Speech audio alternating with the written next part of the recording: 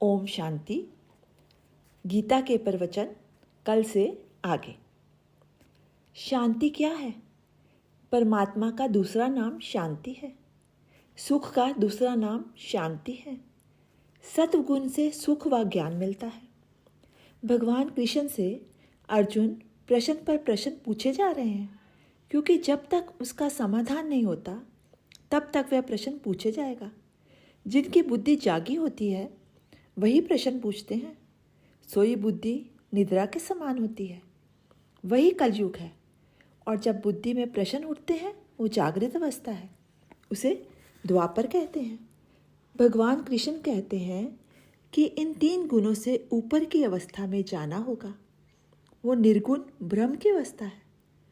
आत्मा में जाकर ही परमात्मा से मिला जाता है। बुद्धि के प्रश्न तभी ही उठते रहते हैं जब तक आत्मज्ञान नहीं होता। उस आत्मज्ञान को ही असली विद्या कहा गया है। हमारे मन में, हमारी बुद्धि में गड्ढे हैं। ये गड्ढे आत्मज्ञान को जानकर ही समतल किए जा सकते हैं, नहीं तो गड्ढों में मच्छर, मक्खी जैसे उपद्रव खड़े हो जाएंगे। इसलिए इन गड्ढों को भरना बहुत ही ज़रूरी है। जिस तरह पेट का गड्ढा हम खाना खाकर भरते हैं, जब आत्मज्ञान रूपी मिट्टी इन गड्ढों में भरी जाएगी तो सभी प्रश्नों का समाधान स्वयं ही हो जाएगा। हमारी काया तमोगुणी है, हमारी बुद्धि रजोगुणी है, हमारा मन सतोगुणी है। ये तीनों भाइयों के अलग अलग कमरे हैं, लेकिन हमें इन तीनों कमरों से निकलकर आत्मा रूपी भवन में जाना है।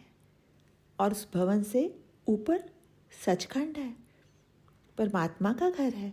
जब आत्मा रूपी भवन में पहुंचते हैं तो उस सचखंड में स्वयं परमात्मा हमें ले जाते हैं।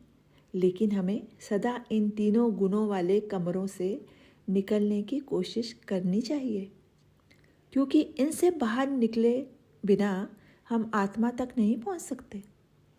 तब इन काया, मन, बुद्धि का सब काम परमात्मा के लिए हो जाता है। इसका ये मतलब नहीं है कि इंद्रियों को काट कर फेंक दो, बल्कि विकारों का है, काया का नहीं। इन विकारों को फेंकना है। हृदय की पवित्रता कायम रखो। क्रोध रूपी उपद्रव आकर हमारी शांति का अपहरण करके ना चले जाएं। जब भी उपद्रव होने लगे आत्मा की शरण में आ जाओ। उपद्रव किसी भी गुण में खड़ा हो सकता है।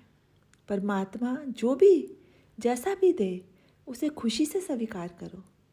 हे परमात्मा, हम तो झोली फैलाकर बैठे हैं, तुम जो भी डालोगे हमें मंजूर है, जो ले लोगे वह भी मंजूर है। परमात्मा के अनंत अदृश्य हाथ हैं। वह जिनसे हमें लुटा रहा है, हम कितना ग्रहण कर सकते हैं? हमारे तो 2 छोटे छोटे हाथ हैं, और जब परमात्मा इन हाथों से लेने लगे तो हम कितना रख सकेंगे? हमारे तो ये 2 हाथ हैं। परमात्मा, ये तुम्हारी कृपा है कि तुमने इतना दिया है, दे रहे हो और हमसे छीनते भी नहीं हो। ये तुम्हारा माफ़ीनामा है। यही तो तुम्हारा माफ़ीनामा है हमारे प्रति।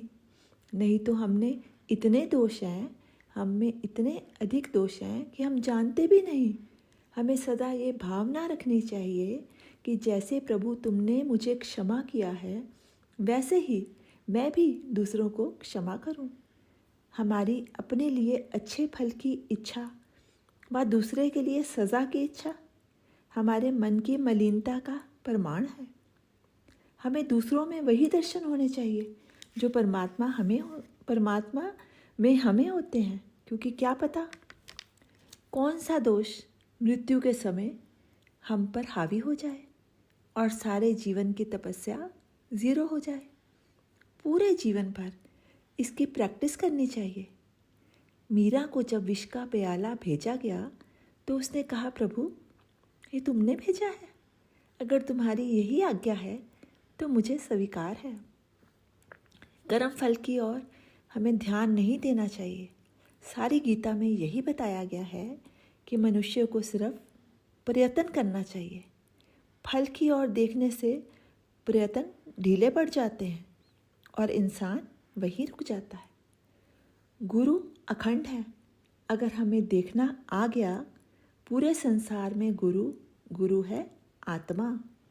ज़रूरत है चेला बनने की। ओम शांति। शेष कल।